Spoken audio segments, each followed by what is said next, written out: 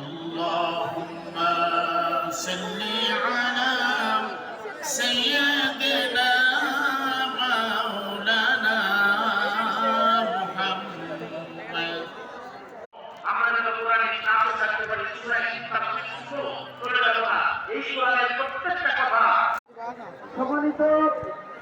সম্মানিত উপস্থিতি, সম্মানিত তৌহিদি জনতা, আমরা সুশৃঙ্খল করি নাই, শুধু আমার রবই বলবেন লিমানিল মুলকুল ইয়াউম, আজকে ক্ষমতা কার?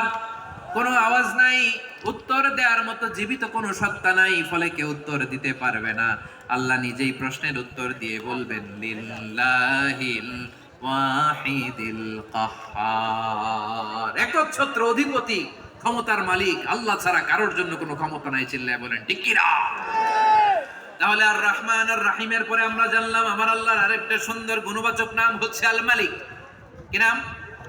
আল মালিক, মানে দ্য কিং, রাজাধিরাজ, সব রাজার বড় রাজা, মহারাজা। এরপরে 4 নম্বরে আল্লাহ বললেন আল কুদ্দুস, তিনি হলেন আল কুদ্দুস।